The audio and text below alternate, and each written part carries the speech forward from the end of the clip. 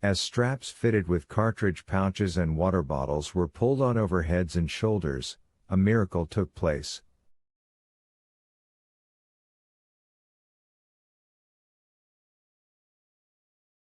The motley rabble became transformed into a compact, homogeneous mass crowned by a waving, disorderly, spiky steel-bristled brush made of bayonets.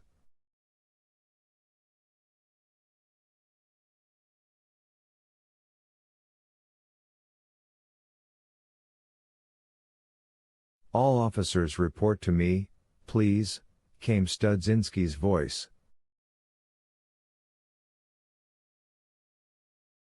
In a dark passageway to the subdued clink of spurs, Studzinski asked quietly,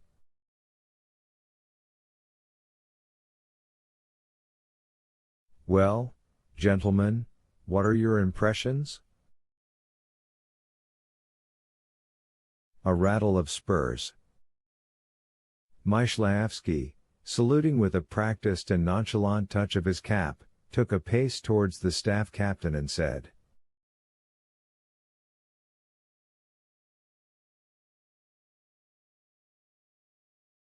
"It's not going to be easy.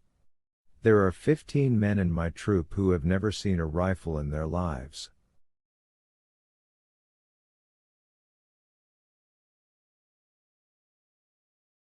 Gazing upwards as though inspired towards a window where the last trickle of gray light was filtering through, Studzinski went on.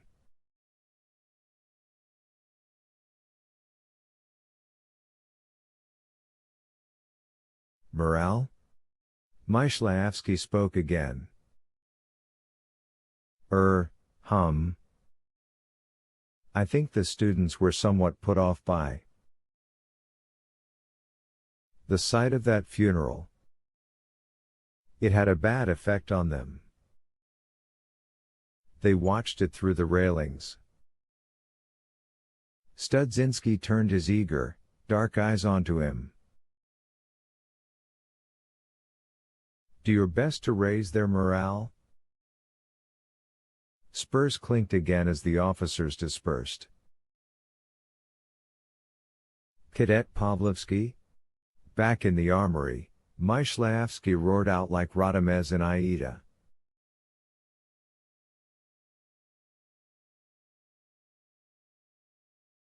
"Pavlovsky, sky, sky," answered the stony walls of the armory and a chorus of cadets' voices.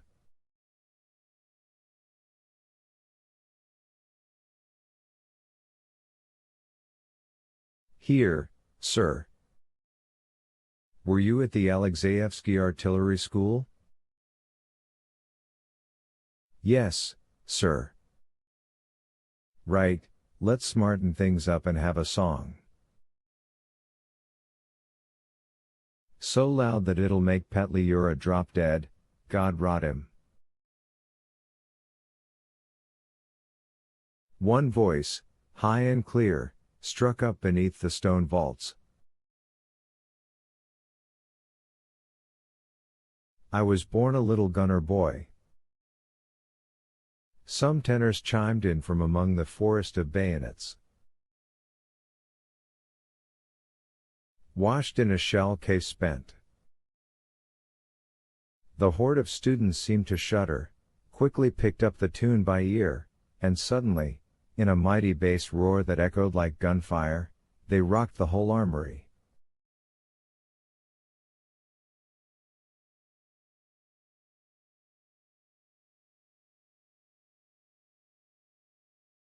Christened with a charge of shrapnel, swaddled in an army tent.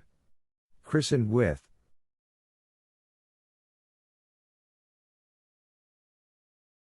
The sound rang in their ears, boomed among the ammunition boxes, rattled the grim windows and pounded in their heads until several long-forgotten dusty old glasses on the sloping window ledges began to rattle and shake.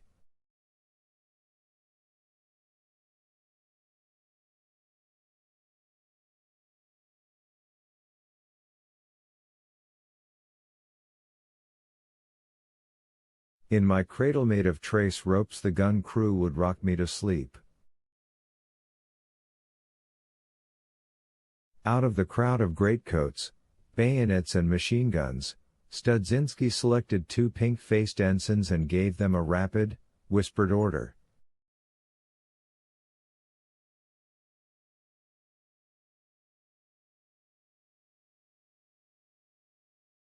Assembly Hall. Take down the drapes in front of the portrait, look sharp.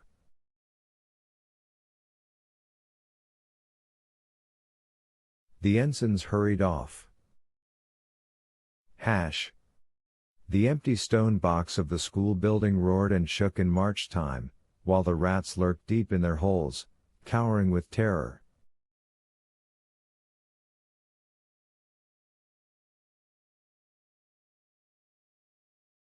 Hup, 2, 3, 4. Came Kara's piercing voice.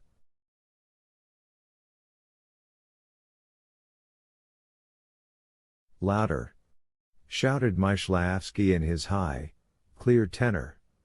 What do you think this is, a funeral? Hash.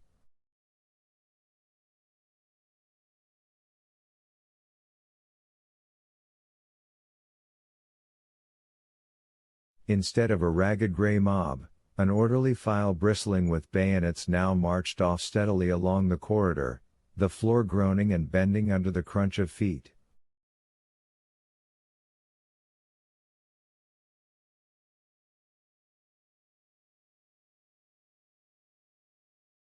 Along the endless passages and up to the second floor marched the detachment straight into the gigantic assembly hall bathed in light from its glass dome, where the front ranks had already halted and were beginning to fidget restlessly.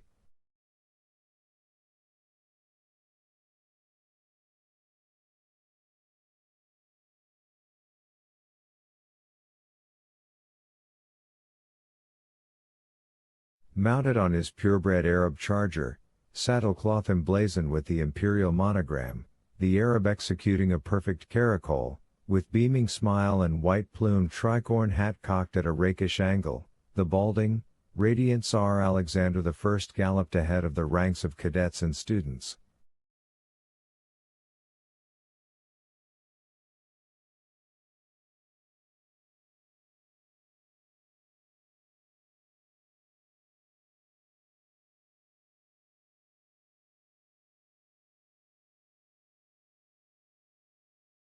Flashing them smile after smile redolent of insidious charm, Alexander waved his baton at the cadets to show them the serried ranks of Borodino.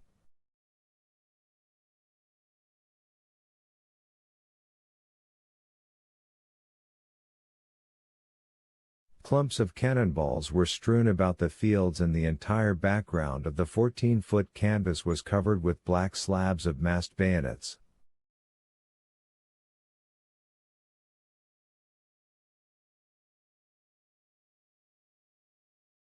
Hash. As the gorgeous Tsar Alexander galloped onwards and upwards to heaven, the torn drapes which had shrouded him for a whole year since October 1917 lay in a heap around the hooves of his charger.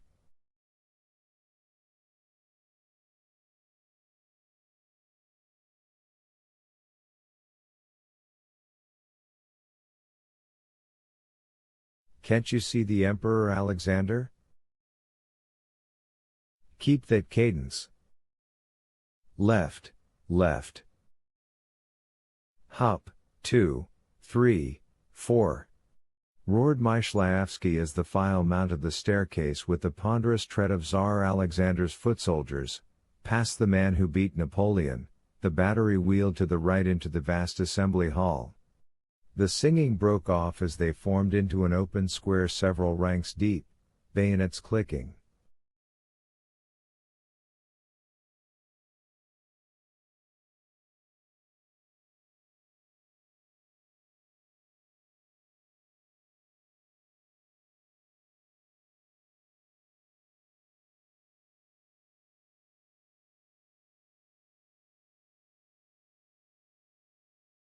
A pale, whitish twilight reigned in the hall and the portraits of the last Tsars, still draped, peered down faint and corpse-like through the cloth.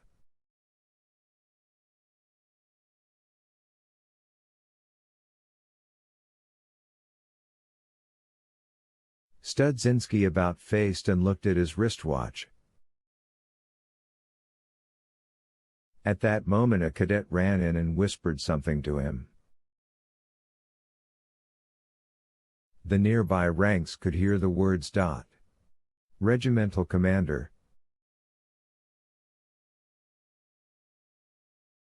Studzinski signaled to the officers, who began dressing the tanks. Studzinski went out into the corridor towards the commanding officer. Turning and glancing at Tsar Alexander, his spurs ringing, Colonel Malyshev mounted the staircase towards the entrance to the assembly hall.